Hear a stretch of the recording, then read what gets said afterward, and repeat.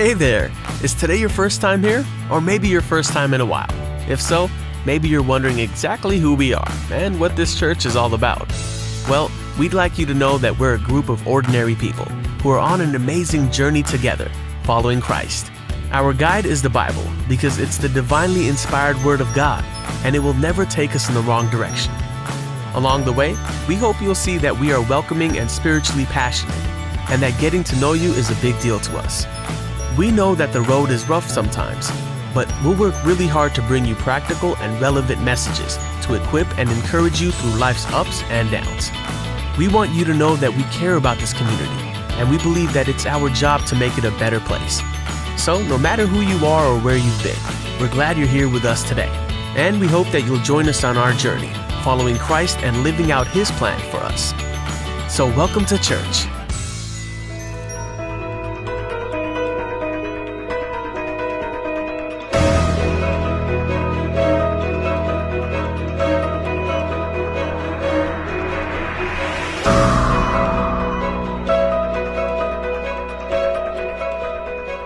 Praise the Lord. प्रभु का धन्यवाद हो कि उसने हमें एक बार फिर ये मौका दिया कि हम आपके सामने उपस्थित हैं और हम सब एक साथ जमा हो सके कि हम उसकी आराधना स्तुति कर सकें। उसने बीते सप्ताह हमें सुरक्षित रखा, उसके लिए हम उसे धन्यवाद देते हैं और धन्यवाद देते हैं कि वो निरंतर हमारे साथ रहता है, हमारी सुधि लेता है, हमारे मार्गों को सीधा करता है, हमारी सुरक्षा करता है। और ये समय है कि हम आराधना में चलेंगे और इससे पहले कि हम आराधना में चलें, हम प्रार्थना करना चाहते हैं और विशेषकर अपने इस आराधना दल के लिए कि प्रभु का उन पर अभिषेक हो और वो हमें एक ऐसी आराधना के द्वारा हमारी अगुवाई कर सकें कि हम आत्मा में सच्चाई में आराधना करते हुए प्रभु से मेल कर सकें। आइए हम प्रार्थना करते हैं। प्रिय पिता परमेश्वर, तेरी स्तुति महिमा प्रशंसा हो प्रभु। हम तुझे धन्यवाद देते हैं कि तूने बीते सप्ताह हमें सुरक्षित रखा, हमें अपने हाथों में थामे रखा। प्रभु, हमारी तुझसे विनती है आज की इस सभा में जब हम तेरे सम्मुख उपस्थित हुए हैं तो हमारे हृदयों से बातचीत कर। हम विनती करते हैं अपने आराधना दल के अगुए पास्टर एल्विस के लिए, आराधना दल के अन्य सदस्यों के लिए प्रभु, हर एक को अपनी आत्मा की अगुवाई दे, अपनी आत्मा का अभिषेक दे, ताकि उस अभिषेक में होकर ये हमारी अगुवाई कर सकें और हम सब आराधना में स्वतंत्र होकर तुझसे आत्मा में मेल कर सकें और जो कुछ हम तुझसे कहना चाहते हैं हम तुझसे कह सकें और जो तू हमसे कहना चाहता है हम वो सुन सकें। आगे का समय पवित्र आत्मा हम तेरे अधिकार, तेरी अगुवाई में देते हैं और इस विनती को इसी विश्वास के साथ कि तू हमारे साथ है और निरंतर हमारे साथ रहेगा, हम धन्यवाद देते हुए प्रभु यीशु मसीह के नाम से मांगते हैं, आमीन। आइए अब हम आराधना में चलते हैं, आराधना गाना दिखाएंगे।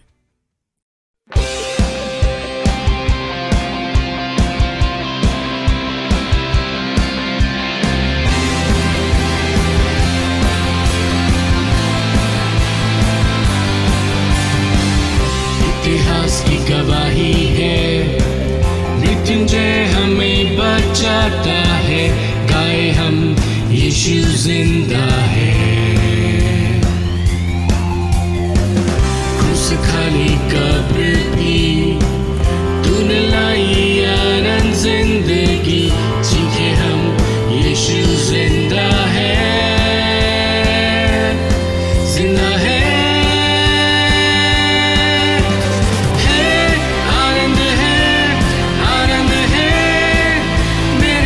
सारे धुल गए हैं, आनंद है,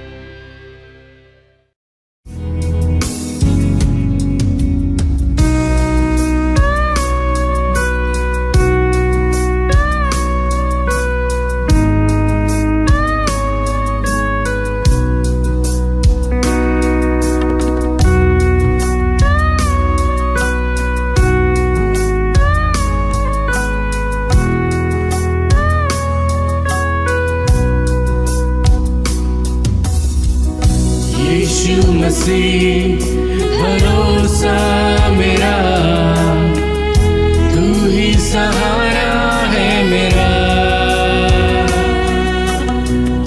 मुश्किल समय में तू ही दिलासा, साथ रहेगा तू सदा। यीशु मसीह भरोसा मेरा, तू ही सहारा है मेरा। मुश्किल समय में तू ही दिलासा, साथ रहेगा तू सदा। करना भलाई तेरी सदा रहेगी मुझ पर, तेरी विश्वास योग्यता देखूंगा मैं उम्र भर। मैं हाथ उठा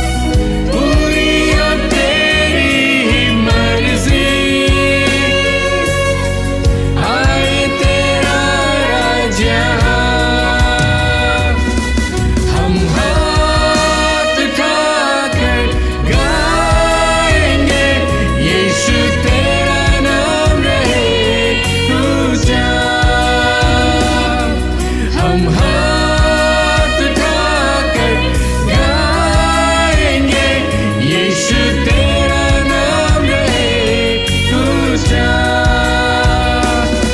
हम हाथ उठाकर गाएंगे, यीशु तेरा नाम रहे ऊंचा, यीशु तेरा नाम रहे ऊंचा।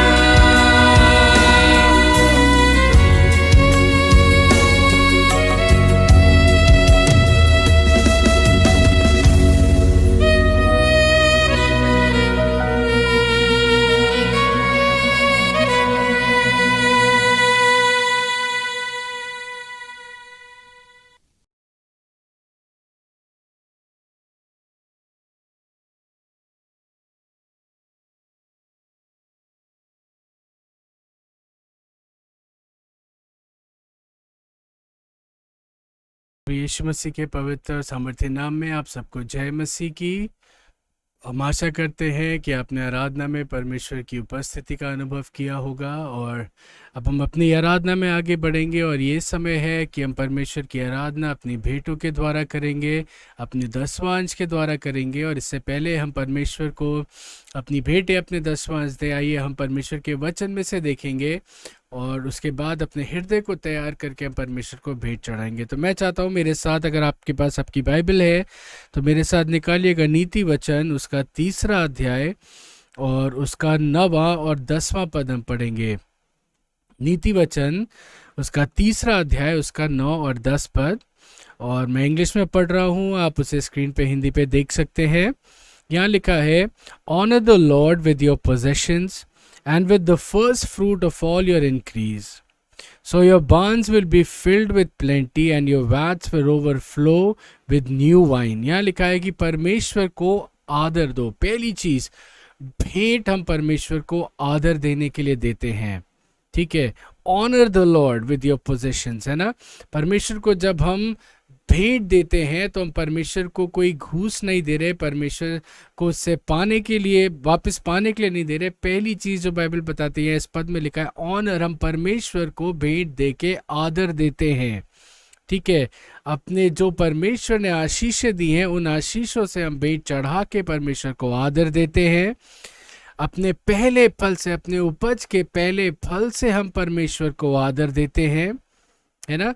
जब हम परमेश्वर को अपनी आशीषों में से, जो हमारे पास है उसमें से देते हैं, आदर पूर्वक देते हैं, ऑनर करने के लिए परमेश्वर को भेंट चढ़ाते हैं, तो वचन कहता है तब क्या होगा, your Barnes will be filled with plenty, की परमेश्वर आपको ऐसी आशीषें देगा कि भरपूरी से आपके वो आशीषें आपके पास होंगी, आपको किसी भी चीज़ की कमी नहीं होगी, किसी भी चीज़ की घटी आपको नहीं होगी, और हमेशा आपके भंडार क्या है, उमड़ते रहेंगे। आप न केवल आशीषित होंगे बल्कि आप औरों के लिए भी आप आशीष का कारण ठहरेंगे, ठीक है। और फिर इसी अध्याय में अगर हम आगे चलते हैं तो इसका 16वां पद अगर हम पढ़ें तो यहाँ लिखा है, यहाँ बुद्धि के विषय में लिखा है, और 16वां पद कहता है, length of days is in her right hand, in her left hand riches and honour, कि बुद्धि के क्या है, दाहिने हाथ में क्या है, लंबी आयु है, और उसके बाएं हाथ में क्या है, रिचेस एंड ऑनर, यानी बहुत सी आशीषें है, संपन्नता है। परमेश्वर वो बुद्धि के द्वारा आपको संपन्नता मिलती है, ठीक है। तो आज की डेट में मैं आपको सिर्फ इस बात से उत्साहित करना चाहता हूँ कि हम सब चाहते हैं कि हम संपन्न हो, हम सब चाहते हैं कि परमेश्वर हमें आशीषें दें, क्योंकि इस वक्त जबकि लॉकडाउन का समय चल रहा है और लोगों की नौकरियां बंद हैं, लोगों के कमाई के ज़रिए बंद हैं, बिजनेसेस बंद हैं, हम सबको कहीं ना कहीं लाइफ में हम फाइनेंशियली हम चैलेंज ज़रूर फेस कर रहे होंगे, है ना। लेकिन मैं आपको बताना चाहता हूँ कि जो भी आपके पास है, जो भी आपके पास है, थोड़ा है बहुत है, आज अगर आप परमेश्वर को भेंट चढ़ाते हैं तो आप परमेश्वर को आदर देते हैं, यू ऑनर गॉड, है ना। और शायद मैं नहीं जानता कि क्यों ये बीमारी हमारे ऊपर आई है, इस देश में आई है और इस पूरे संसार में आई है, मैं नहीं जानता। लेकिन मैं जब बैठ के मनन कर रहा था तो एक बात मेरे हृदय में परमेश्वर ने प्रकट की, ठीक है, कि हमने परमेश्वर को बहुत सी चीज़ों के लिए धन्यवाद दिया होगा। परमेश्वर ने आपको गाड़ी दी होगी, आपने धन्यवाद दिया। परमेश्वर को आप अपने परिवार के लिए धन्यवाद दिया होगा। परमेश्वर को आपने अपने नौकरी के लिए धन्यवाद दिया होगा। परमेश्वर को आपने जो कुछ परमेश्वर ने आपके लिए किया, आपने धन्यवाद ज़रूर दिया होगा। लेकिन ये वक्त ऐसा है कि हमारे पास नौकरी नहीं है, हमारे पास इनकम नहीं है, हमारे पास परेशानियां हैं, लेकिन जो सबसे महत्वपूर्ण चीज जिसके लिए हमें परमेश्वर को धन्यवाद देना चाहिए था हर दिन हर पल, आज वो समय है कि हम परमेश्वर को उसके लिए धन्यवाद देते हैं। आप जानते हैं वो सबसे महत्वपूर्ण चीज़ क्या है? वो आपकी सांस है। आज इंसान अपनी सांस के लिए, अपनी हर एक सांस के लिए लड़ रहा है। उन लोगों को देखिए जो अस्पताल में भर्ती हैं, इस वायरस से संक्रमित हैं और एक एक सांस के लिए वो लड़ रहे हैं, जूझ रहे हैं। उनसे पूछिए उनकी सांस की कीमत कितनी है। एक एक सांस की कीमत, एक एक सांस देने के लिए लोग हजारों रुपए ऑक्सीजन सिलेंडर्स पे खर्च कर रहे हैं कि उनके प्रियजनों को क्या मिले? जिंदगी मिले, सांसें मिले, है ना। परमेश्वर हमें यूं ही सांसें देता है। और शायद कभी हमने इस बात के महत्व को नहीं समझा कि हमारी हर एक सांस कितनी जरूरी है। एक गीत है, हम सब ने सुना होगा, बरकत गिनो गिनो नाम बनाना, है ना। Count your blessings and name them one by one, ठीक है। तो हम सब ने परमेश्वर को अपनी तमाम बरकतों के लिए ज़रूर धन्यवाद दिया होगा, आशीषों के लिए धन्यवाद दिया होगा। लेकिन आज का दिन है कि हम परमेश्वर को सबसे ज़्यादा धन्यवाद दें। सबसे इम्पॉर्टेंट आशीष जो परमेश्वर ने हमें दी है वो क्या है? हमारा जीवन, हमारी सांस। हम अभी जिंदा हैं, हम एक दूसरे से संपर्क कर पा रहे हैं, बात कर पा रहे हैं। इसके लिए परमेश्वर को धन्यवाद दीजिए, परमेश्वर को ऑनर कीजिए, परमेश्वर को धन्यवाद दीजिए। कैसे धन्यवाद दे सकते हैं? मुंह से धन्यवाद दीजिए। और परमेश्वर को अगर आप आदर देना चाहते हैं और गहराई से धन्यवाद देना चाहते हैं तो आप परमेश्वर को भेंट देके, परमेश्वर को दशवांश देके आप उसको धन्यवाद दे सकते हैं। और परमेश्वर का वायदा है कि जब आप परमेश्वर को आदर देंगे, ठीक है, परमेश्वर को आप भेंट देंगे, दसवां देंगे, परमेश्वर बहुतायत से आपको आशीषित करेगा। और इस कमी में भी परमेश्वर आपको कमी नहीं होने देगा। संसार के लिए कमी का समय हो सकता है, चैलेंजिंग टाइम हो सकता है, लेकिन परमेश्वर आपको कमी में पड़ने नहीं देगा। My God shall supply all your need, मेरा परमेश्वर आपकी हर जरूरत को पूरा करेगा। हालेलुया। तो आज अगर आप अपने घर पे बैठे हैं और आप इस समय इस वचन को सुन रहे हैं तो अपनी बुद्धि का इस्तेमाल करिए, सोचिए, विजडम, अपनी बुद्धि से सोचिए, अपने दिमाग से सोचिए कि परमेश्वर ने सबसे महत्वपूर्ण आशीष क्या दिए हमें। और मेरे ख्याल से हम सब इसी उत्तर पाएंगे, परमेश्वर ने हमें सांसें दी हैं। हालेलुया। ये बीमारी आपसे आपकी सांसें छीन रही है, लेकिन हमारा परमेश्वर है वो सांसें आपको देता है। बीमारी सांसें छीन रही, तो परमेश्वर अगर आपको वो सांसें दे रहा है तो परमेश्वर को आप क्या दे सकते हैं उसके बदले में?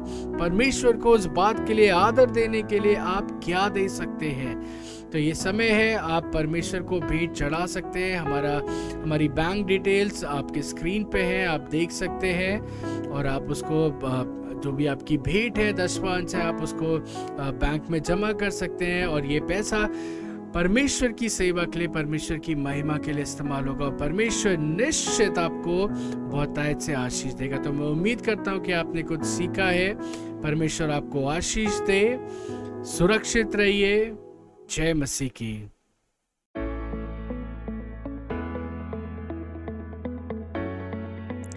Incline your ears and hear the words of the wise. Apply your heart to my knowledge. Proverbs 22 verse 17. Hear, my son, and be wise, and guide your heart in the way. Proverbs 23:19. तेरे साथ हूँ और कोई तुझ पर चढ़ाई करके तेरी हानि न करेगा।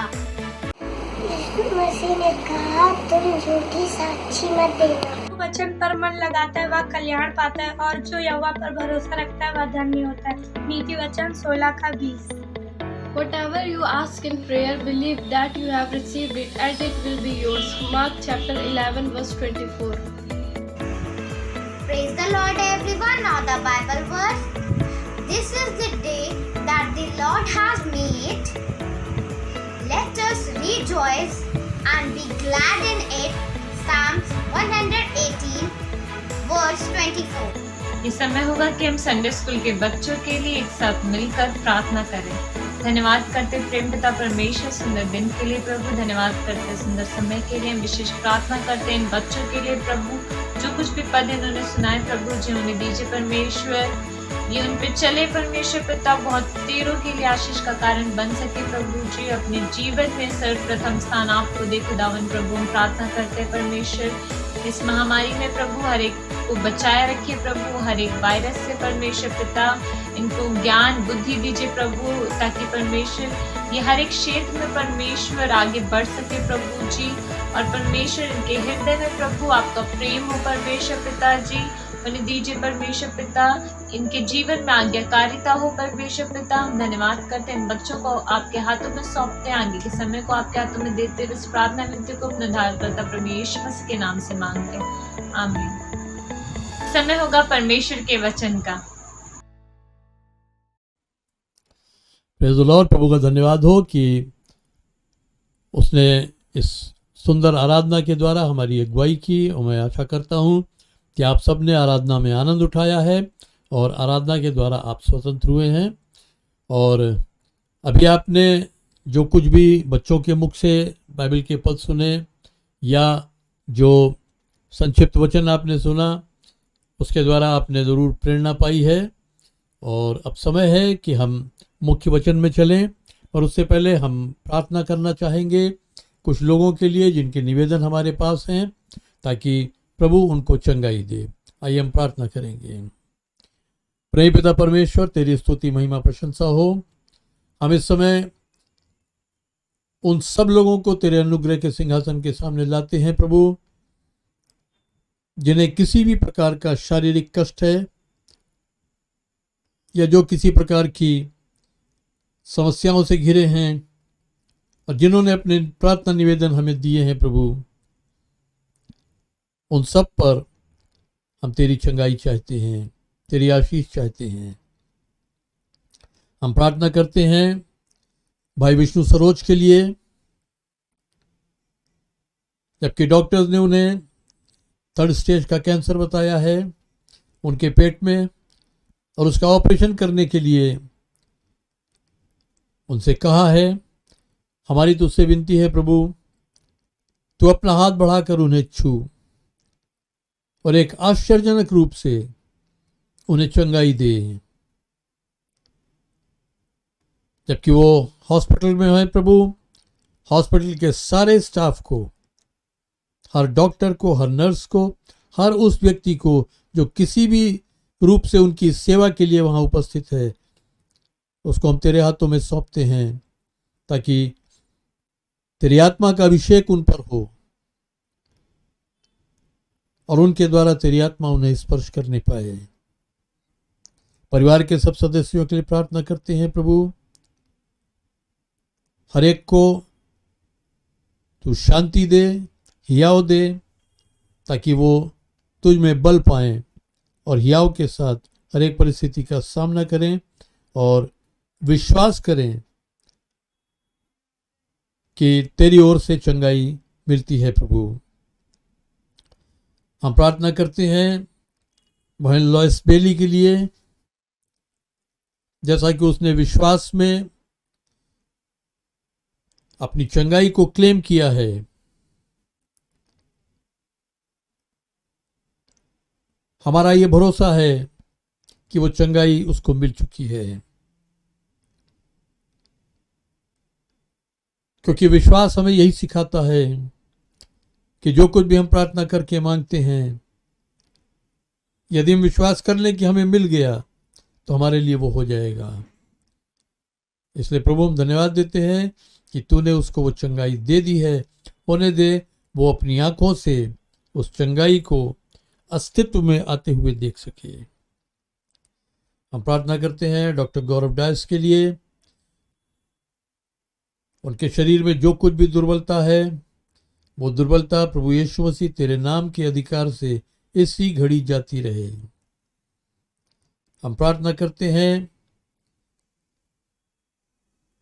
प्रतोष के लिए, जिसका एक दुर्घटना में चोट लगी है और उसके दोनों पांव में अलग अलग स्थानों पर फ्रैक्चर है। हमारी तुझसे विनती है प्रभु, अपना हाथ बढ़ा, उसको छू, ताकि वो भी जल्द से जल्द अस्पताल से छुट्टी पाकर वो अपने घर जा सके। हम बहन सोनमती के लिए प्रार्थना करते हैं। उन्हें जो कुछ भी गैस की समस्या है, प्रभु यीशु मसीह के नाम से हम उस समस्या को आज्ञा देते हैं, इसी घड़ी उनके शरीर से दूर हो जाए और वो पूरी रीति से चंगाई को प्राप्त करें। हम धन्यवाद देते हैं प्रभु कि तूने हमारे बेटे डेनिस और उसकी पत्नी डिलाइटा को कोविड के संक्रमण से एक गंभीर परिस्थिति में से निकाला और उन्हें चंगाई दी। जो कुछ भी कमजोरी उनके शरीर में रह गई है, वो भी प्रभु यीशु मसीह तेरे नाम से इसी घड़ी जाती रहे।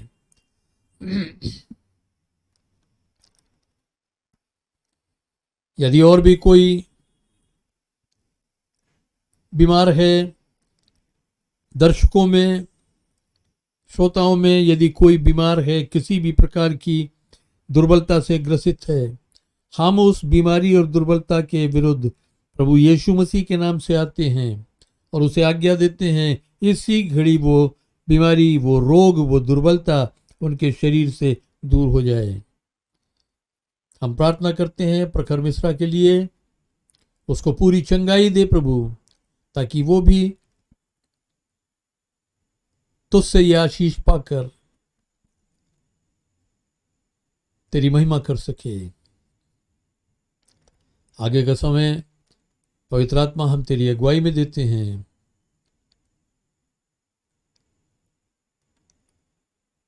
और तो मेरे हों, किंतु बात तू कर, ताकि हम सब तेरी ओर से सुन सकें और उसके द्वारा हम लाभान्वित हो सकें। इसी विश्वास के साथ कि हमने जो कुछ मांगा हमने पाया है, हम इस विनती को प्रभु यीशु मसीह के नाम से मांगते हैं, आमीन। आइए हम वचन में चलेंगे और मैं आशा करता हूं कि जो मैंने पिछली सीरीज आपके सम्मुख रखी थी कि जब तूफान हमारे जीवन में हो तो उस समय हमें किस रीति से उन तूफानों से निपटना है, हमें क्या करना है। आशा करता हूं कि आपने उन बातों को भली प्रकार समझा है और उन तूफानों से लड़ना आपने सीखा है। आइए आज हम कुछ और बातचीत करते हैं और आज के लिए जो विषय प्रभु ने मेरे पे उभारा वो जीवन के जल के विषय में है और इसके लिए मैं पढ़ना चाहूँगा यूहन्ना रचित सुसमाचार उसके 7वें अध्याय उसके 37 पद से 39 पद तक। यूहन्ना 7:37 से 39 यहाँ लिखा है, फिर पर्व के अंतिम दिन जो मुख्य दिन था, यीशु खड़ा हुआ और पुकार कर कहा, यदि कोई प्यासा हो तो मेरे पास आकर पिए। जो मुझ पर विश्वास करेगा, जैसा पवित्र शास्त्र में आया है, उसके हृदय में से जीवन के जल की नदियां बह निकलेंगी। उसने ये वचन उस आत्मा अर्थात पवित्र आत्मा के विषय में कहा जिसे वे जो उस पर विश्वास करेंगे पाने वाले थे, क्योंकि पवित्र आत्मा अभी तक न उतरा था, क्योंकि यीशु अब तक अपनी महिमा को न पहुंचा था। परमेश्वर अपने वचन पर आशीष दे। तो यहां जो हम देखते हैं कि पर्व के दिन, ये पूरे एक सप्ताह का पर्व था, पर्व के दिन, पर्व के आखिरी दिन, जो अंतिम दिन था, जो 8वां दिन था, 8वें दिन यीशु मसीह ने एक घोषणा की। और ये 8वां दिन इसलिए महत्वपूर्ण है क्योंकि यह दिन सबसे बड़ी सभा का होता था। इस दिन सबसे अधिक लोग वहां जमा होते थे और वहां यीशु मसीह ने एक घोषणा की, वहां उसने कुछ डिक्लेयर किया। और उसने क्या कहा? यदि कोई प्यासा हो तो मेरे पास आकर पिए। और जैसा लिखा है कि ये बात उसने पवित्र आत्मा के विषय में कही थी, पानी के विषय में नहीं कही थी। ये बात उसने पवित्र आत्मा के विषय में कही थी, जो परमेश्वर की ओर से, स्वर्ग से उन मनुष्यों पर उंडेली जानी थी जो प्रभु यीशु मसीह पर विश्वास लाएंगे। यानी परमेश्वर का आत्मा उन मनुष्यों को दिया जाना था जो प्रभु यीशु मसीह पर विश्वास लाएंगे। और यीशु मसीह ने जैसे पहले कहा था अपने चेलों से कि मैं जाता हूं और उस सहायक को भेजूंगा, एक सहायक तुम्हारे लिए आएगा, वो अभी तुम्हारे साथ है लेकिन तब वो तुम्हारे भीतर होगा। वो सत्य का आत्मा तुमको सब बातें सिखाएगा, वो तुम में होगा। यूहन्ना बपतिस्मा देने वाले ने भी यही कहा कि मैं तो तुम्हें जल से बपतिस्मा देता हूं, लेकिन जो मेरे बाद आने वाला है वो तुम्हें पवित्र आत्मा और आग से बपतिस्मा देगा। यानी यीशु मसीह जब अपनी महिमा में, जब वो मनुष्य के पापों के लिए बलिदान होकर समाधि में रखा जाकर तीसरे दिन मृतकों में से जी उठ के, और जब वो स्वर्ग पर ले लिया जाए, जब वो स्वर्ग पर दोबारा उसका स्वर्गारोहण हो जाए और वो अपनी महिमा में पहुंच जाए, तब वहां से वो पिता से कहेगा और पिता वो पवित्र आत्मा, अपना आत्मा उन लोगों पर उंडेलेगा जो प्रभु यीशु मसीह के इस बलिदानी मृत्यु पर और उसके जी उठने पर और उसके स्वर्गारोहण पर विश्वास करते हैं। It's a promise for them who believe in his sacrificial death and resurrection and ascension. तो ये बात यीशु मसीह ने कही। और अंतिम दिन क्यों कही? क्योंकि उस दिन एक बड़ी सभा होती थी, एक बड़ी संख्या में लोग आते थे। यानी यीशु मसीह अधिक से अधिक लोगों तक ये बात पहुंचाना चाहता था कि मेरे पास अगर आओगे तो तुम जीवन का जल पाओगे। तुम वो जल पाओगे जिसको पीने के बाद न तो तुम कभी प्यासे होगे और ना ही वो जल समाप्त होगा। वो तुम्हारे अंदर से, तुम्हारे दिल से वो एक जीवन के जल की नदी बन के बह निकलेगा। यानी तुम एक स्रोत बन जाओगे कि परमेश्वर की सामर्थ तुम्हारे द्वारा प्रवाहित होगी। तुम एक स्रोत बन जाओगे कि परमेश्वर का प्रेम, परमेश्वर की करुणा, परमेश्वर की दया तुम्हारे द्वारा लोगों तक प्रवाहित होगी।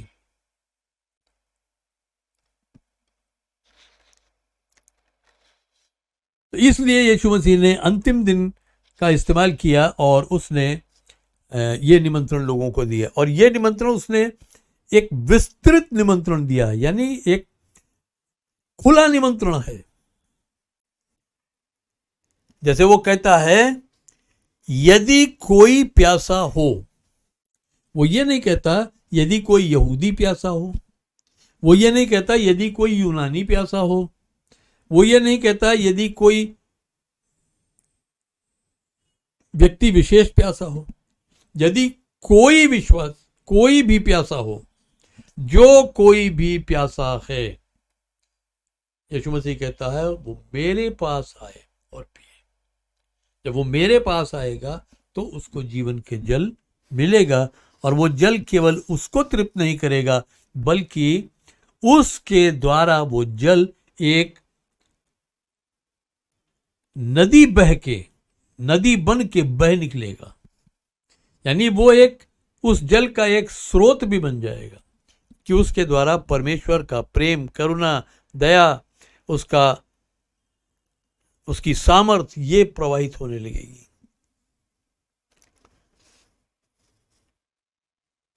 और जो दूसरी बात यहां पर है वो ये है कि जो कोई उस पर विश्वास करे, यानी अगर हम उस जल में से पीना चाहते हैं तो उसके लिए हमें उस विश्वास की जरूरत है कि जो हमको यीशु मसीह के द्वारा परमेश्वर तक लेकर जाता है, क्योंकि प्रभु यीशु मसीह ही है जो परमेश्वर से हमारा मेल कराता है। परमेश्वर और मनुष्यों के बीच में एक ही बिचवई है, एक ही मेल कराने वाला है, और वो है प्रभु यीशु मसीह। परमेश्वर और मनुष्यों के बीच में एक ही हमारा मध्यस्थ है, यानी हमारा एडवोकेट, हमारा वकील है, और वो है यीशु मसीह, जो हमारी बात परमेश्वर के सम्मुख रखता है, पिता के सम्मुख रखता है। जब हम उसके द्वारा जाते हैं तो वो हमारे लिए सब कुछ करता है। जैसे इब्रानियों 7:25 में लिखा है कि यदि हम उसके द्वारा परमेश्वर के पास आते हैं तो वो हमारा पूरा पूरा उद्धार कर सकता है, क्योंकि वो हमारे लिए प्रार्थना करते, विनती करने को जीवित है। तो वो हमारे बिहाफ पर पिता से विनती करता है, वो हमारे लिए पिता से कहता है, और पिता हमको अपने आत्मा से भरता है।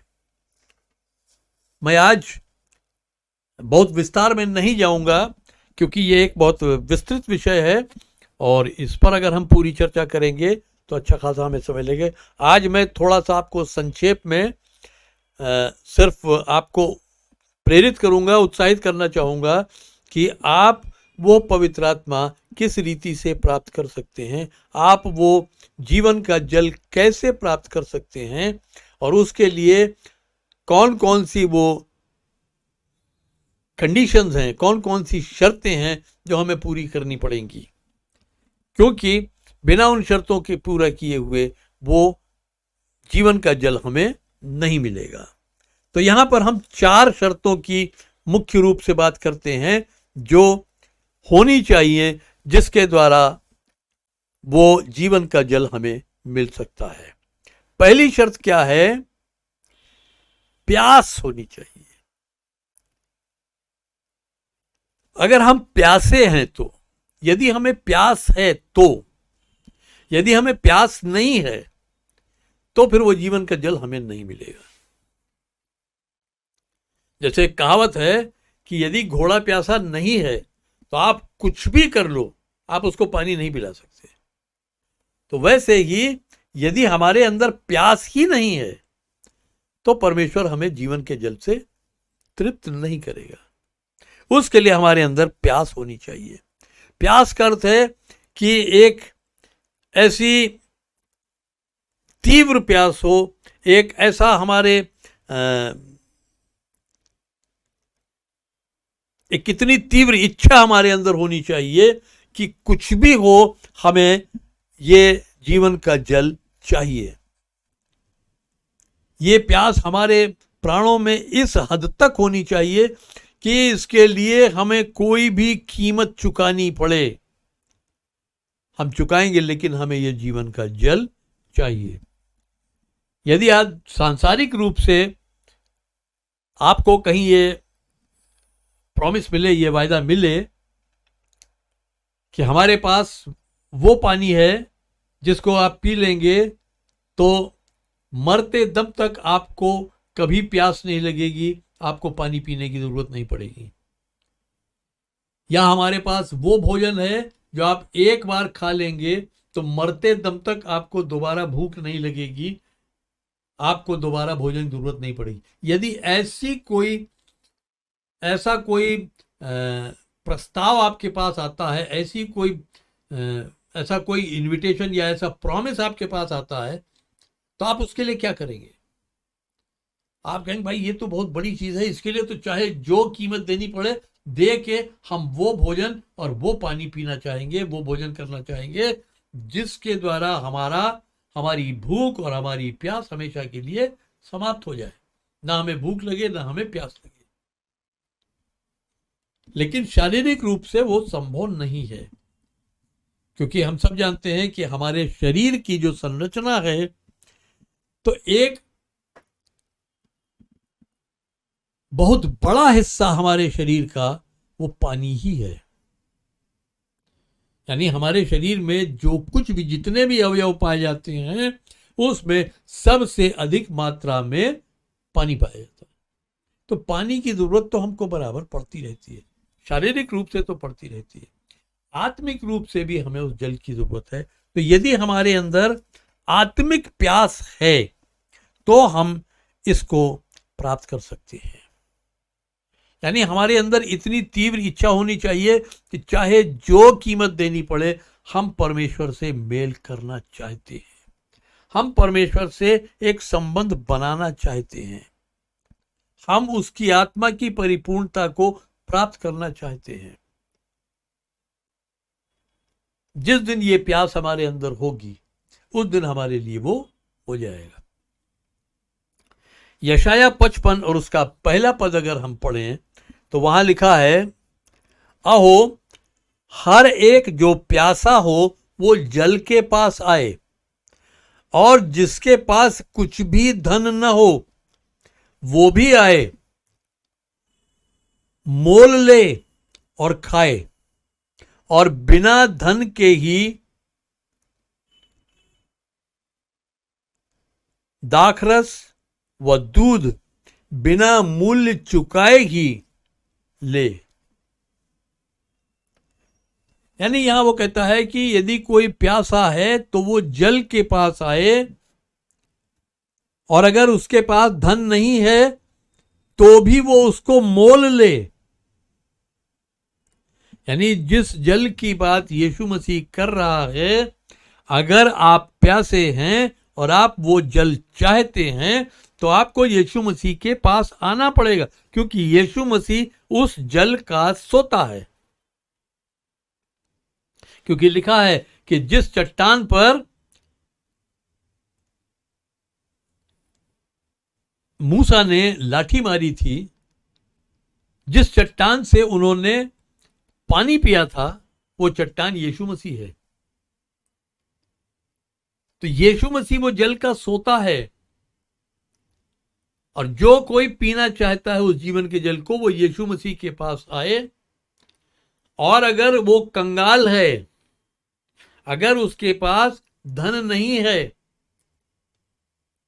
यदि, बल्कि मैं यूं कहूंगा कि धन की जरूरत ही नहीं है, लेकिन एक जो भेद यहां है वो ये है, जैसे लिखा है, हर एक जो प्यासा हो वो जल के पास आए, और जिसके पास कुछ धन न हो वो भी आए और मोल ले, वो भी खरीदे आके।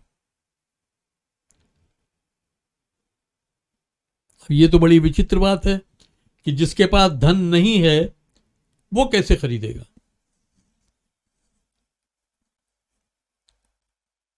हम थोड़ा पुराने समय में चलते हैं, जब जो मुद्रा है, मुद्रा का आविष्कार नहीं हुआ था। यानी तब जो भी लेन देन होता था या जो खरीद और बिक्री होती थी, खरीद फरोख्त होती थी, वो सब एक्सचेंज होती थी। आज हम उसको पैसे से एक्सचेंज करते हैं। हमें जो सामान खरीदना होता है हम पैसा देते हैं, सामान खरीद लेते हैं। जो सामान हमें बेचना होता है हम सामान दे के पैसा ले लेते हैं। लेकिन उस समय क्या था, जब तक मुद्रा का चलन नहीं था तो लोग सामान के बदले सामान लेते थे। बाजार लगता था, जिसको नमक चाहिए तो वो, अगर उसके पास मसाला है तो वो मसाला दे के नमक खरीद लेता था, अगर उसके पास गुड़ है तो गुड़ दे के आटा खरीद लेता था, गेहूं खरीद लेता था, अगर उसके पास कुछ है तो वो उसको दे के कुछ और खरीद लेता था। यानी एक्सचेंज करते थे। तो यहां पर भी यीशु मसीह उसी बात की बात कर रहा है। यशाया में जो यशाया भविष्यद्वक्ता ने लिखा है, तो ये इसी विषय में लिखा है कि अगर तुम प्यासे हो तो जल के पास आओ, लेकिन यूं ही नहीं पी पाओगे, पीने के लिए तुम्हें उसको खरीदना पड़ेगा। बिना एक्सचेंज के नहीं ले पाओगे। और एक्सचेंज क्या करना हमें? एक्सचेंज में अगर हमारे पास प्यास है तो हम वो प्यास उसको दे देंगे और वो जल उससे ले लेंगे। यदि हमारे पास संदेह हैं, वो संदेह हम उसको दे देंगे और विश्वास उससे हम ले लेंगे। यदि हमारे पास बीमारियां हैं, हम बीमारियां उसको दे देंगे और चंगाई उससे हम ले लेंगे। तो हमें अगर परमेश्वर से कुछ चाहिए तो हमें एक्सचेंज तो करना ही पड़ेगा। और एक्सचेंज मोटे तौर पर मैं कहूं तो ये कि आपको जिस बात की घटी है वो घटी आपको परमेश्वर को देनी होगी और बहुतायत आप उससे प्राप्त कर सकते हैं। तो आप अपनी प्यास उसको देंगे और वो जीवन का जल आपको देगा। बिना दाम चुकाए, लिखा है ना, बिना दाम चुकाए मोल ले ले। दाम नहीं चुकाना, लेकिन हाँ उसके बदले में आपको अपनी दुर्बलता दे देनी है। यदि आपके अंदर संदेह आता है, वो संदेह आपको दे देना है और उसके बदले में उससे हियाव ले लेना है, विश्वास ले लेना है। It's a pure exchange business and without exchange it cannot be done। ये पूरा एक एक्सचेंज का व्यापार है और बिना आदान प्रदान के हम नहीं प्राप्त कर सकते। तो पहली जो कंडीशन है, पहली जो शर्त है वो ये कि प्यास होनी चाहिए। अगर आपके अंदर उस जीवन के जल की प्यास है तो आप उसके पास आएंगे। कभी आप किसी डॉक्टर के पास गए हैं और उसने पूछा कि आपको क्या बीमारी है? आपने कहा मुझे कोई बीमारी नहीं, मैं तो यूं ही चला आया हूं। तो डॉक्टर ने कहा भाई फिर यहां आपको आने की जरूरत नहीं है, यहां वही आएगा जो बीमार है, जिसको इलाज की जरूरत है। तो यीशु मसीह के पास भी वो जीवन का जल पाने के लिए वही जाएगा जो प्यासा है, और जिसे प्यास ही नहीं है उसको वहां से कुछ नहीं मिलेगा। दूसरी बात जो है, पहली जो मुख्य बात है वो ये कि पहली शर्त ये है कि हमारे अंदर प्यास होनी चाहिए, और दूसरी शर्त ये है, यीशु मसीह कहता है वो मेरे पास आए, इधर उधर न भटके, वो मनुष्यों का मुंह न देखे, वो हर कहीं न चला जाए।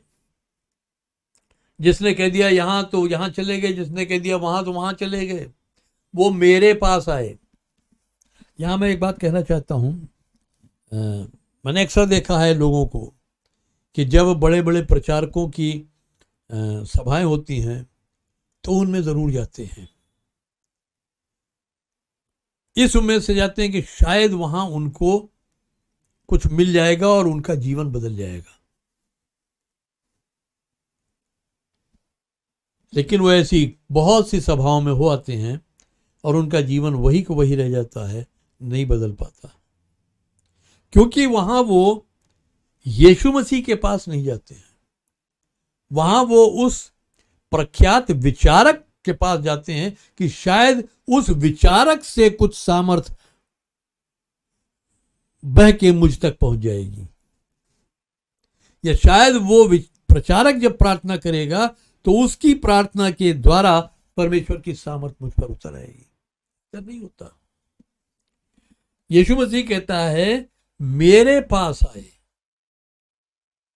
यदि सुनने वालों में कोई ऐसा है जिसके जीवन में ऐसी बात है तो आज आप इस बात को गांठ बांध लीजिए कि यीशु मसीह के पास आपको आने की जरूरत है। आप जिस घड़ी यीशु मसीह के पास आएंगे, यीशु मसीह आपका पूरा इलाज कर देगा। यीशु मसीह आपकी जरूरतों को पूरा कर देगा। यीशु मसीह आपकी प्यास को बुझा देगा। यीशु मसीह आपके जीवन को बदल देगा। यीशु मसीह आपके जीवन को शांति और आनंद से भर देगा। यीशु मसीह आपके पापों का बोझ आपके ऊपर से हटा देगा। लेकिन आना आपको यीशु मसीह के पास पड़ेगा। वो कहता है मेरे पास आए। इसका अर्थ यह है कि हमें यीशु मसीह के सामने एक संपूर्ण समर्पण करना पड़ेगा। हम अगर दुनियादारी में ही जीना चाहते हैं, हम परमेश्वर की आज्ञाओं से हमें कोई मतलब नहीं है, और हम यीशु मसीह के पास आते हैं मुझे अपने जीवन के जल से भर दे, तो वो संभव नहीं हो पाएगा जब तक हम अपने आप को यीशु मसीह को समर्पित नहीं करते। और बहुत से लोग हैं जो यीशु मसीह को समर्पित करने में भयभीत होते हैं कि अगर यीशु मसीह को समर्पण कर दिया तो क्या होगा, मेरा जीवन तो बिल्कुल नीरस हो जाएगा, मेरे जीवन में तो कोई आनंद ही नहीं रह जाएगा, मेरे जीवन में कोई शौक नहीं रह जाएगा, मेरे जीवन में कुछ भी ऐसा नहीं रह जाएगा जिससे मेरा मनोरंजन हो सके। लेकिन यदि ऐसा आप सोचते हैं तो यह आपकी गलती है, क्योंकि जो आनंद यीशु मसीह की उपस्थिति में वो कहीं नहीं है। मैंने तो सारी दुनियादारी देखी है, हर जगह आनंद ढूंढने का प्रयास किया है, लेकिन जो आनंद यीशु मसीह के पास मिला वो आनंद दुनिया में कहीं है ही नहीं।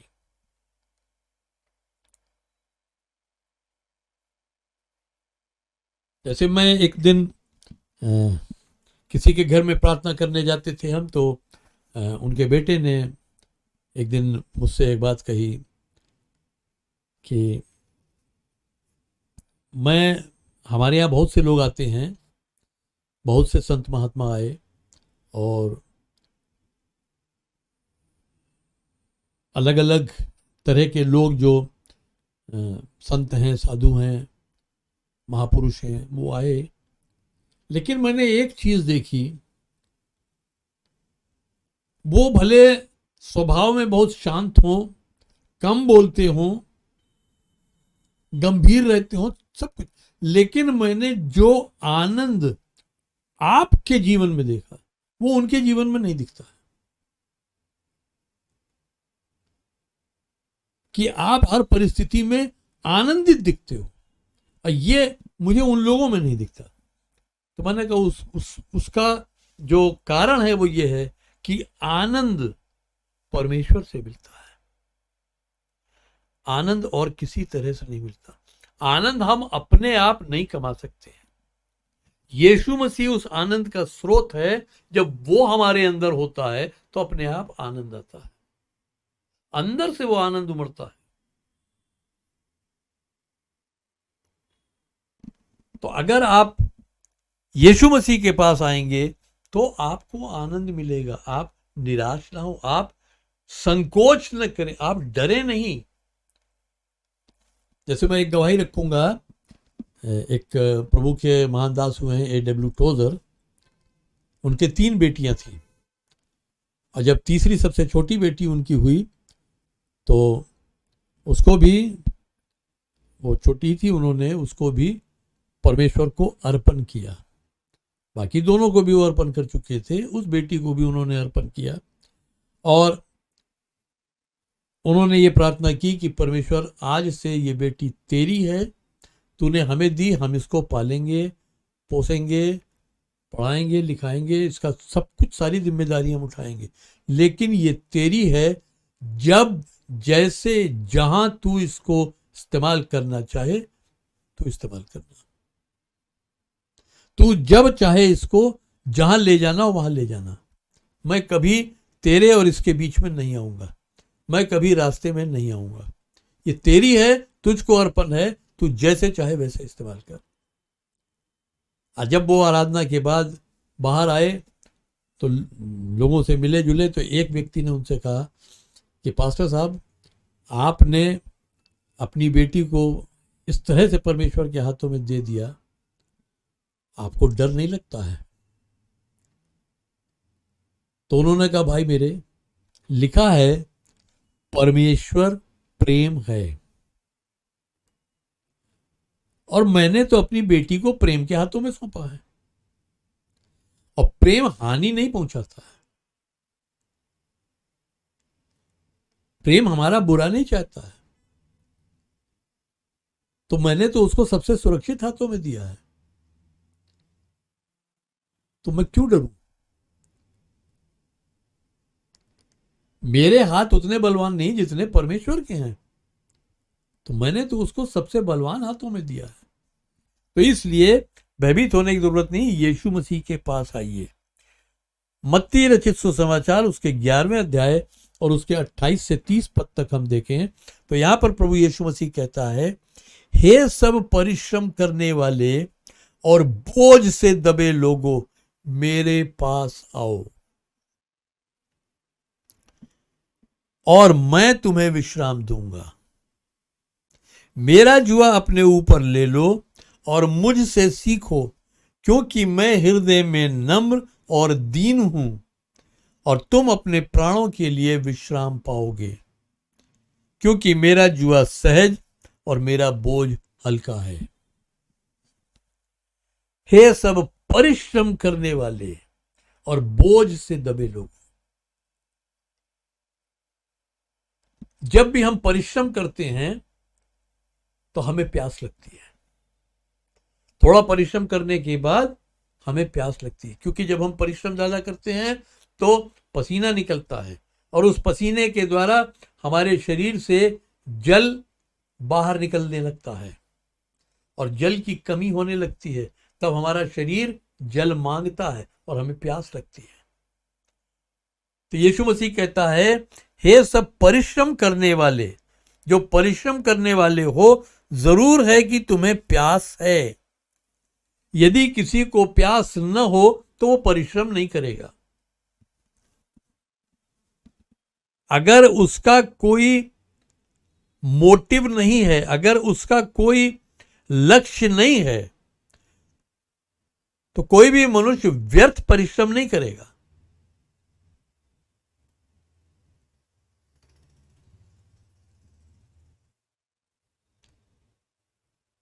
यदि आपको सड़क पर एक इतना बड़ा पत्थर दिखाई देता है और आप उस पत्थर को उठा के सड़क से किनारे रखना चाहते हो, आप परिश्रम कर रहे हो उस पर,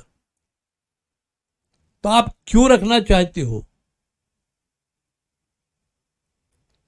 आपका वहां एक उद्देश्य है, और वो उद्देश्य यह है कि ये पत्थर अगर सड़क पे बीचों बीच में रहेगा, पता नहीं कौन इससे ठोकर खा के गिर जाए, पता नहीं किसकी गाड़ी इससे टकरा के उलट जाए। तो इसलिए आप वो परिश्रम करने को तैयार हो ताकि कोई दूसरा हानि न उठाने पाए। तो जब भी आप परिश्रम करते हैं, कैसा भी परिश्रम करते हैं, सोच के देखिए कि उसके पीछे आपका कोई लक्ष्य है या नहीं है। निरुद्देश्य परिश्रम कोई नहीं करता।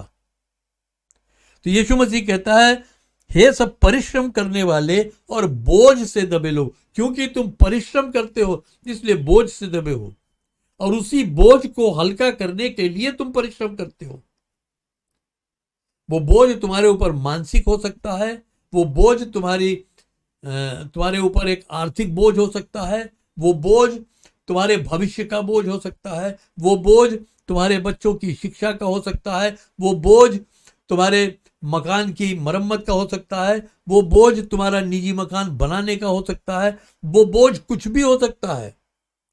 उस बोझ से दबे हो इसलिए तुम परिश्रम कर रहे हो। परिश्रम के कारण बोझ से नहीं दबे हो, बोझ से दबे होने के कारण परिश्रम कर रहे हो। तो हे सब परिश्रम करने वाले और बोझ से दबे लोगों, जब हम पाप के बोझ से भी दबे होते हैं तो भी हम परिश्रम करते हैं कि कैसे हम अपने इन पापों से छुटकारा पा जाएं। लेकिन वो छुटकारा हमको केवल और केवल यीशु मसीह के पास आने से मिलता है। वो कहता है, हे सब परिश्रम करने वाले और बोझ से दबे लोगों, मेरे पास आओ और मैं तुम्हें विश्राम दूंगा। जो परिश्रम करता है वो विश्राम नहीं पाता। वो कहता है परिश्रम मत करो, थक गए हो, बोझ उठाते उठाते थक गए हो, मेरे पास आओ। अपनी चिंताओं का सारा बोझ मेरे पास लेके आओ, अपने पापों का सारा बोझ मेरे पास लेके आओ। मैंने तुम्हारे लिए मार्ग बना दिया है, मैंने तुम्हारे लिए योजना तैयार कर दी है, मैंने तुम्हारे लिए वो निकास तैयार कर दिया है। लेकिन मेरे पास तो आओ, मेरे पास आओ और मैं तुम्हें विश्राम दूंगा।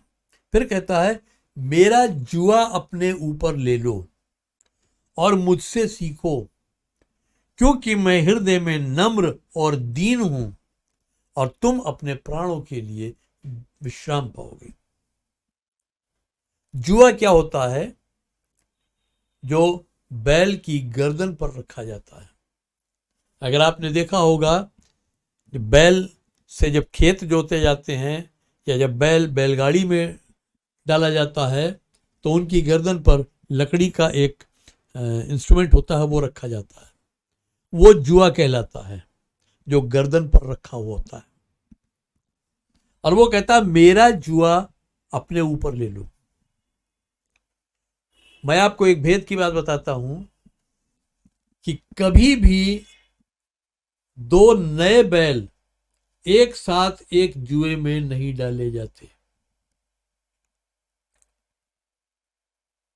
क्योंकि जो नया बैल है उसे अभी अनुभव नहीं है कि जुआ अपनी गर्दन पे रख के उसको कैसे चलना है, उसको किस काम के लिए प्रशिक्षण दिया जा रहा है, किस रीति से उसको चलना है, उसे नहीं मालूम है। वो बिल्कुल उच्छृंखल है, वो आजाद है, वो उछल कूद करने का शौकीन है।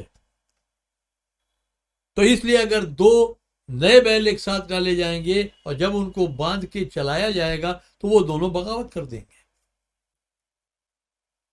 वो दोनों इधर उधर भागेंगे और जो चलाने वाला है वो उनको नहीं चला पाएगा। तो हमेशा जब भी बैल साधा जाता है तो एक नया बैल एक पुराने बैल के साथ साधा जाता है, क्योंकि पुराना बैल जो है वो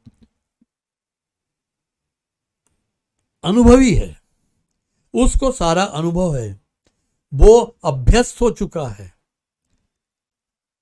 वो अपने स्वामी की इच्छा को समझ चुका है, वो अपने स्वामी के हर एक इशारे को समझ चुका है, वो अपने स्वामी की हर एक बात को मानना सीख चुका है। लेकिन जो नया बैल है उसने अभी नहीं सीखा है। तो जब नए बैल को पुराने के साथ जोता जाता है तो जब दोनों चल रहे हैं तो अगर पुराने के साथ जो नया है, अगर वो नया छटक के भागने की कोशिश करता है तो वो एकदम से जोर लगाता है, लेकिन पुराना बैल अपनी जगह स्थिर खड़ा रहता है और अपनी गर्दन में चूंकि उसने जुआ लिया हुआ है तो उसी जुए से फंस के वो नया बैल रुक जाता है। और जाहिर सी बात है जब वो झटका मारता है तो इस पुराने बैल की गर्दन पर भी झटका आता है, लेकिन ये चूंकि सधा हुआ है ये उसको बर्दाश्त करता है और धीरे धीरे उसको अपने साथ रखते रखते धीरे धीरे वो नया बैल भी इस पुराने बैल के साथ चलते चलते समझ जाता है कि मुझे क्या करना है, कि मेरा स्वामी मुझसे क्या चाहता है।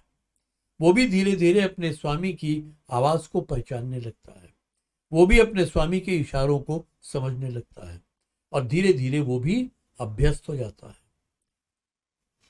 और फिर एक समय आता है कि ये बैल अब दूसरे नए बैल को प्रशिक्षित करने के लिए तैयार हो जाता है।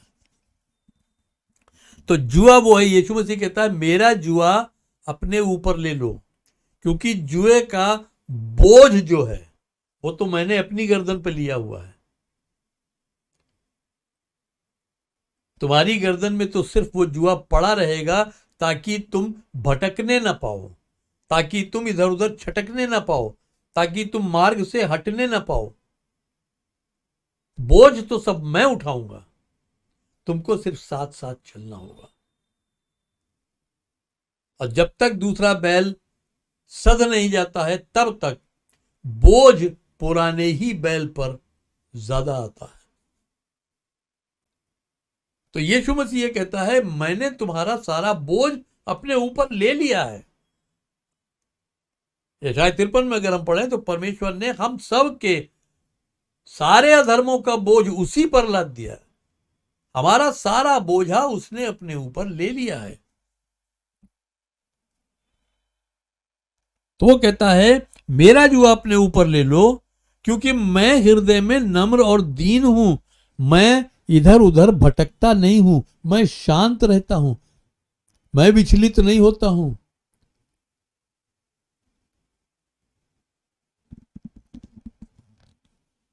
और क्या कहता है, और तुम अपने प्राणों के लिए विश्राम पाओगे। जितना छटकोगे उतना तुम भी चोट खाओगे। विश्राम तुम्हें तब मिलेगा जब तुम मेरे साथ साथ चलना शुरू करोगे। और आगे कहता है, क्योंकि मेरा जुआ सहज और मेरा बोझ हल्का। जैसे मैंने अभी बताया कि सारा बोझ पुराने बैल पर है, नए बैल पर उतना बोझ नहीं आता। तो यीशु मसीह कहता है, मेरा बोझा हल्का है और मेरा जुआ आसान है। अगर हमने यीशु मसीह का जुआ अपनी गर्दन पर नहीं लिया है तो भी हमारी गर्दन एक जुए में तो है ही। हम ये नहीं कह सकते कि हमारी गर्दन किसी जुए में नहीं है। अगर हम यीशु मसीह के साथ जुए में नहीं हैं तो हम उस दुष्ट शैतान के साथ जुए में हैं। और वो जुआ भारी है, वो कठिन है और वो बोझ भारी है। और यीशु मसीह कहता, मेरे साथ आओगे तो ये जुआ भी सहज है और ये बोझ भी हल्का है। तो जो दूसरी बात है वो ये कि यीशु मसीह के पास आए, जिसको वो जीवन का जल पीना है। पहली चीज उसमें प्यास होनी चाहिए, दूसरी चीज वो यीशु मसीह के पास आए, तीसरी बात वो आके पिए। उसको जबरदस्ती नहीं पिलाया जाएगा, वो पिए। एक झरना गिर रहा है, अब वो झरना अपने आप आपके मुंह में आके नहीं गिरेगा, आपको उस झरने के नीचे जाके चुल्लू लगा के पीना पड़ेगा, या आपको उस झरने के नीचे जाके अपना बर्तन लगा के और तब पीना पड़ेगा। पीना आपको है। अब पीने का अर्थ क्या है कि हम बिल्कुल खुले हृदय से, एकदम खुले हृदय से हम यीशु मसीह को और पवित्र आत्मा को अपने हृदय में ग्रहण करें, without any ifs and buts. अगर मगर को छोड़ के, कोई भी किंतु परंतु नहीं, खुले हृदय से हम यीशु मसीह को और पवित्र आत्मा को हम अपने हृदय में ग्रहण करें। जब हम खुले हृदय से यीशु मसीह को ग्रहण करते हैं, खुले हृदय से हम उसकी सेवा के लिए उसके पास आते हैं, उसके समीप आते हैं, उसके अधीन अपने आप को करते हैं, तो हमारी ये तीसरी शर्त पूरी हो जाती है। पीने का अर्थ ये है, जब आप पानी पीते हैं, जब आप पानी पीते हैं तो क्या कभी आप ये सोचते हैं कि ये पानी मैं पीऊंगा तो मेरे मुंह में इसका कैसा स्वाद आएगा, ये मेरे हलक में, मेरे गले में जाकर क्या करेगा, मेरे पेट में जाएगा तो फिर क्या करेगा, इसकी क्या प्रतिक्रिया होगी? हम ये सब नहीं सोचते हैं। हमें जब प्यास लगती है हम पानी उठाते हैं और गट गट गट गट पी जाते हैं, हम वो नहीं सोचते हैं। लेकिन अधिकांश लोग जब वो यीशु मसीह के पास जीवन का जल पीने के लिए आते हैं तब वो बहुत कुछ सोचते हैं। अरे अगर हम इस जल को पिएंगे तो मेरे जीवन में क्या होगा, मुझे क्या क्या अपने जीवन में परिवर्तन लाने पड़ेंगे, मुझे क्या क्या बातें छोड़नी पड़ेंगी, क्या क्या बातें अपनानी पड़ेंगी, क्या क्या आज्ञाएं माननी पड़ेंगी, क्या क्या अपने जो नियम है वो छोड़ने पड़ेंगे, ये सब बातें हमारे दिल में आती हैं। लेकिन यीशु मसीह कहता है पीना है तो बिना सवाल किए पियो, पिए। तो यीशु मसीह के पास भी जब हम आए तो हम इसी विचार के साथ आए, जैसा हम जब पानी पीते हैं तो हमारे अंदर कोई भी संदेह नहीं होता, कोई भी विचार नहीं होता, वैसे ही हम यीशु मसीह के पास भी आए।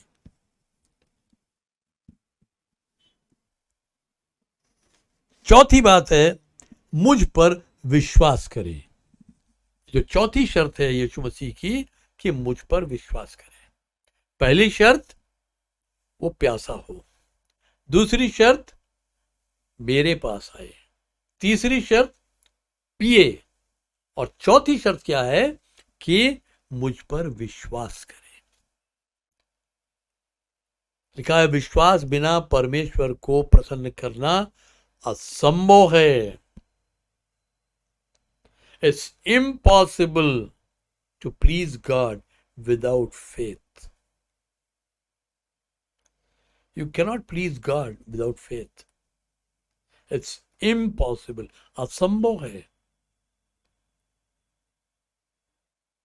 वो कहता है कि विश्वास करे, जैसा वचन कहता है। वचन में जैसे कहा गया कि जो जल परमेश्वर देगा वो तुम्हारे भीतर से जल की नदियां बन के बह निकलेगा। तो जैसा वचन कहता है वैसा विश्वास करे।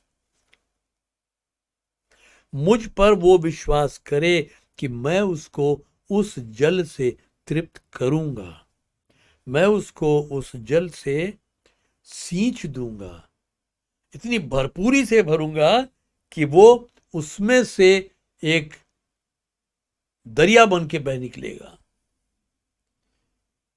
वो ओवरफ्लो होने लगेगा, इतनी बहुतायत से उसको भर दूंगा। तो हमें विश्वास करना है, और विश्वास का मतलब यह हुआ कि हमें सुसमाचार की हर एक बात पर विश्वास करना है।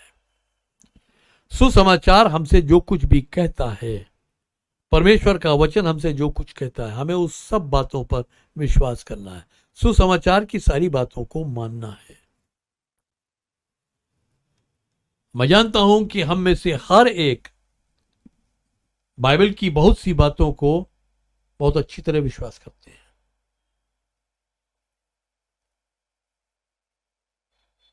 लेकिन प्रश्न ये उठता है कि अगर हम पवित्र शास्त्र की कुछ बातों पर विश्वास करते हैं तो बाकी बातों पर विश्वास क्यों नहीं कर पाते? यदि विश्वास है तो हर बात पर विश्वास होना चाहिए, यदि नहीं है तो किसी पर नहीं होना चाहिए। तो यीशु मसीह कहता है मुझ पर विश्वास करे तो जैसा वचन कहता है वैसा उसके साथ हो जाएगा, उसके अंदर से वो जीवन के जल की नदियां बन के बह निकलेंगी।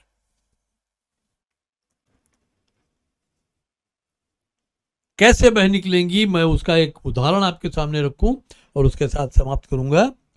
यूहन्ना रचित सुसमाचार उसका 14वां अध्याय उसके 12 पद से और 15 पद तक, यहां पर यीशु मसीह कहता है मैं तुमसे सच कहता हूं कि जो मुझ पर विश्वास रखता है, जो काम मैं करता हूं वो भी करेगा, वरन इनसे भी बड़े काम करेगा, क्योंकि मैं पिता के पास जाता हूं। जो कुछ भी तुम मेरे नाम से मांगोगे वही मैं करूंगा, ताकि पुत्र के द्वारा पिता की महिमा हो। यदि तुम मेरे नाम से कुछ मांगोगे तो मैं वो करूंगा।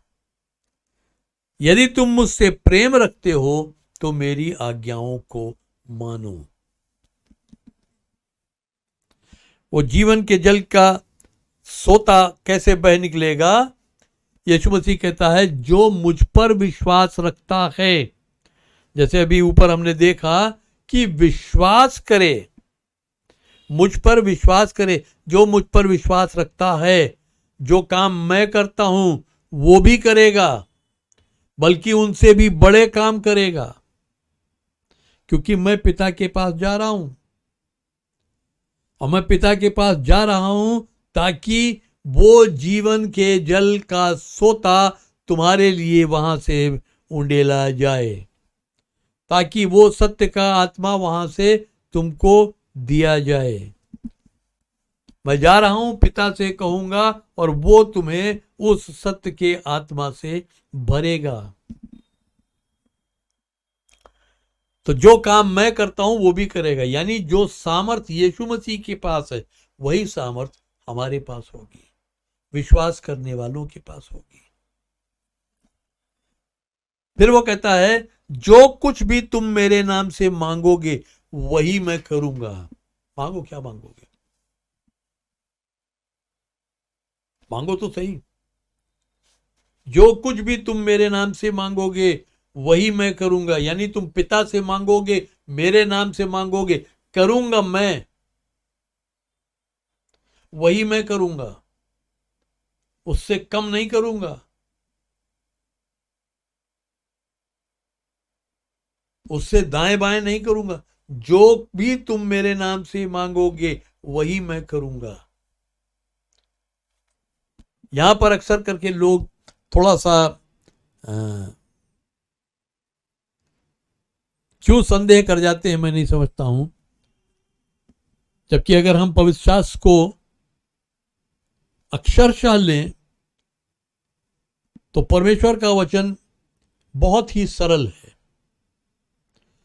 लेकिन हम अपनी सीमित बुद्धि के कारण उसको बहुत ही जटिल बना लेते हैं, क्योंकि हमें लगता है कि कोई भी चीज बड़ी आसानी से हमें नहीं मिल सकती, क्योंकि इस संसार में हमें आसानी से कुछ नहीं मिलता है, हमें परिश्रम करना पड़ता है तब मिलता है। तो वैसे हम सोचते हैं परमेश्वर से भी हमें आसानी से कुछ नहीं मिलेगा। लेकिन अगर हम देखें तो यीशु मसीह कहता है मांगो तो तुम्हें दिया जाएगा, ढूंढो तो तुम पाओगे, खटखटाओ तो तुम्हारे लिए खोला जाएगा। मांगो तो तुम्हें दिया जाएगा, मांगो तो तुम्हें दिया जाएगा, मांगो तो तुम्हें दिया जाएगा, और मांगो तो तुम्हें दिया जाएगा। सिंपल सी बात है, मांगो तो तुम्हें दिया जाएगा। अब मैं अक्सर करके अपने लोगों को एक आसान तरीका अपनाता हूं उनको वचन को समझाने के लिए, कि जो कुछ भी कहा गया है, जो भी प्रतिज्ञाएं की गई हैं, जो भी आज्ञाएं हैं और उन आज्ञाओं के साथ प्रतिज्ञाएं हैं, जब आप उनको पढ़ते हैं तो एक बार उनको आप वैसे ही पढ़ें जैसे लिखी हैं, और दूसरी बार उसको ना शब्द लगा के पढ़ लें। जैसे यीशु मसीह कहता है, बहुत सिंपल सी चीज है, मांगो तो तुम्हें दिया जाएगा। इसी में ना शब्द लगा के पढ़ लें, ना मांगो तो मैं कुछ नहीं कहता, जवाब आपके पास है।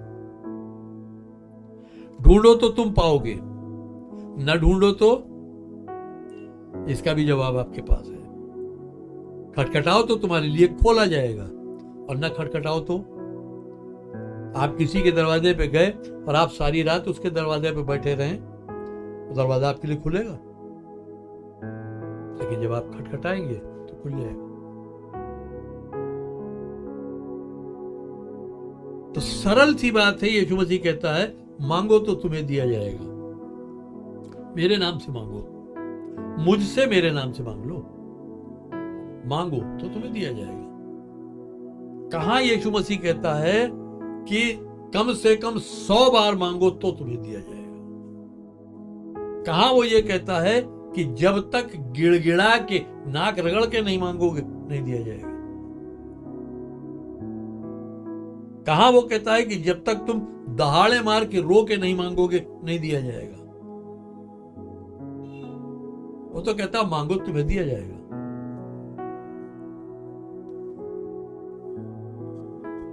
एक बच्चे को जब अपने बाप से कुछ चाहिए होता है, वो अपने बाप के पास आता है और कहता है पापा मुझे 100 रुपए की जरूरत है, उसका बाप जेब से पैसा निकाल के उसको दे देता है।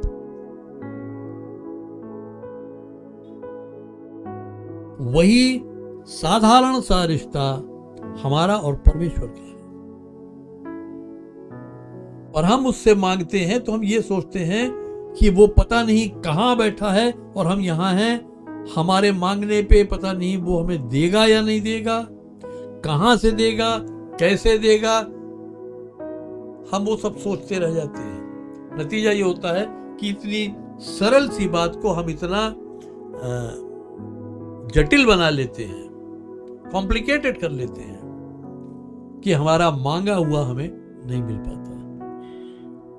सरल सी बात है, मांगो तो तुम्हें दिया जाएगा, मांगिए मिलेगा। यीशु मसीह कहता है प्यास है, प्यास है तो मेरे पास आओ, पियो, विश्वास करो, खत्म बात। वो जीवन का जल अगर चाहिए तो पहली चीज प्यास है, प्यास है, मेरे पास आओ, आ गए, अब पियो, विश्वास करो कि तुमको वो मिल चुका है, विश्वास करो कि वो तुम्हारे अंदर भर दिया गया है, और विश्वास के द्वारा तुम बड़े बड़े काम करोगे, वो तुम्हारे अंदर से बह निकलेगा।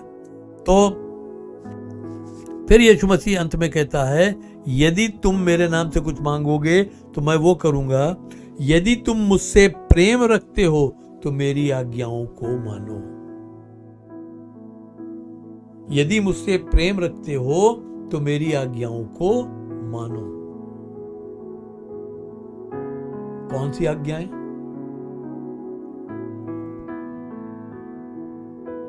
तो प्रभु अपने परमेश्वर से अपने सारे प्राण, अपनी सारी शक्ति, अपने सारे बल, अपनी सारी आत्मा, अपनी सारी बुद्धि के साथ प्रेम रख। तो अपने पड़ोसी से अपने समान प्रेम रख। तो अपने शत्रुओं से प्रेम रख। जो तुझे सताते हैं उनके लिए तू प्रार्थना कर। जो तुझे श्राप देते हैं उन्हें आशीष दे। जो तेरे साथ बुरा करते हैं उनके साथ भला कर। आपस में एक दूसरे से प्रेम करो, एक दूसरे को क्षमा करो। क्षमा करोगे तो तुम्हारे भी क्षमा किए जाएंगे। ये सारी आज्ञाएं हैं और ये आज्ञाएं कठिन नहीं हैं।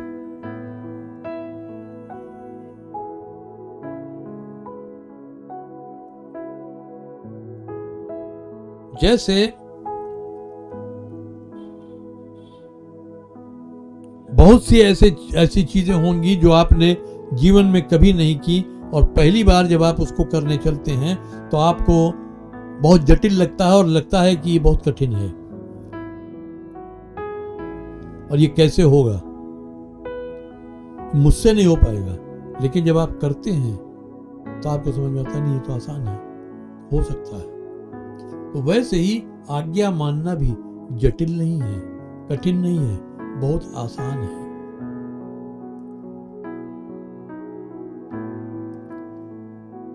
और वो आसान तब है जब हम उस पर विश्वास करते हैं, जब हम उस पर भरोसा करते हैं। वही भरोसा है जो उसको आसान बनाता है। तो ये मैंने आपको 4 शर्तें बताई कि अगर हम वो जीवन का जल पाना चाहते हैं तो उसके लिए कौन सी 4 शर्तें हमें पूरी करनी है।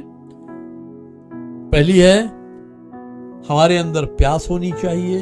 दूसरी है हमें यीशु मसीह के पास आना चाहिए। तीसरी है हमको खुद पीना है, वो जबरदस्ती नहीं पिलाएगा। और चौथी है कि हमें उस पर विश्वास करना है।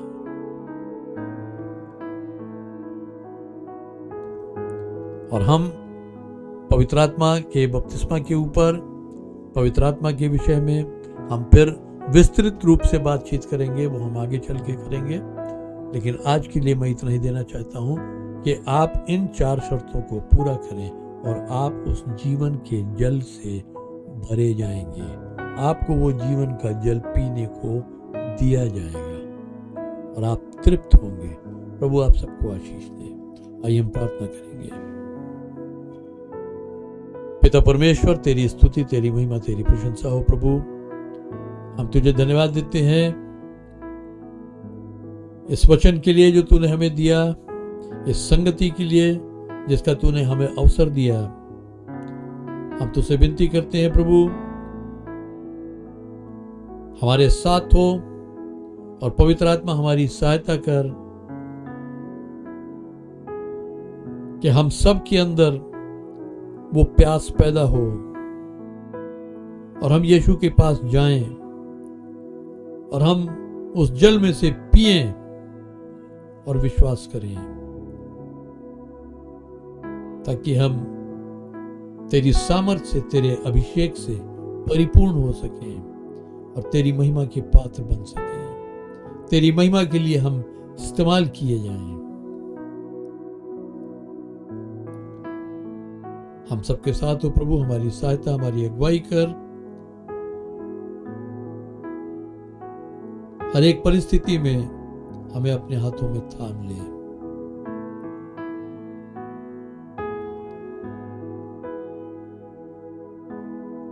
पिता परमेश्वर, इस समय हम विशेष प्रार्थना हैदराबाद में कोपिकर परिवार के लिए करते हैं, जबकि उस परिवार से वो बहन इस संसार को छोड़कर चली गई।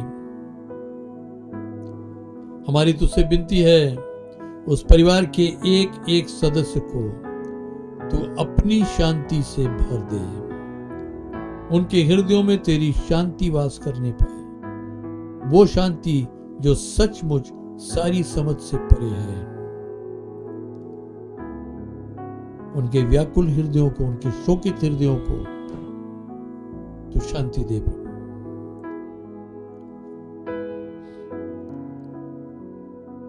और हर एक की सहायता कर, हर एक को अपनी अगुवाई में आगे लेकर चल प्रभु, ताकि वो परिवार भी उस अनंत जीवन का वारिस बने जो तू हमें देना चाहता है।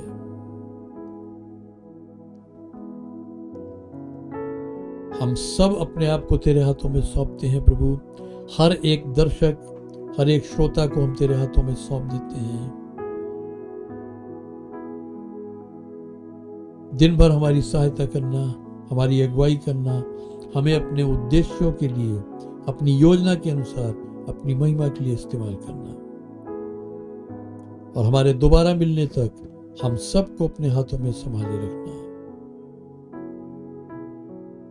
सारा आदर, सारी महिमा हम तुझको देते हुए इस विनती को बड़े धन्यवाद और विश्वास के साथ तेरे प्रिय पुत्र और अपने उद्धारकर्ता प्रभु यीशु मसीह के नाम से मांगते हैं, आमीन। अब हमारे प्रभु यीशु मसीह का अनुग्रह, परमेश्वर पिता का प्रेम और पवित्र आत्मा की सहभागिता हम सब के साथ अब से सदा तक होती रहे, आमीन। मैं एक बार फिर आप सबको प्रेरित करना चाहता हूं, यदि आपके पास कोई प्रश्न है या कोई सुझाव है या कोई प्रार्थना निवेदन है, तो आप हमारी ईमेल आईडी vcifaidabad@gmail.com पर या हमारे व्हाट्सएप नंबर 933611 पर व्हाट्सएप के द्वारा आप अपने निवेदन हमें भेज सकते हैं। यदि आपके पास कोई गवाही है तो वो गवाही भी एक संक्षिप्त वीडियो बनाकर आप उसको इसी ईमेल आईडी पर या इसी व्हाट्सएप पर भेज सकते हैं, और हम प्रयास करेंगे कि हम आपकी वो गवाही और वो वीडियो हम आने वाली सभा में सबके सामने रख सकें, ताकि लोग आपकी गवाही से आशीषित हों। प्रभु आप सबको आशीष दे। अगले सप्ताह हम फिर मिलेंगे, तब तक के लिए सबको जय मसीह की। आनंदित रहें, सुरक्षित रहें। प्रभु आप सबको आशीष दे।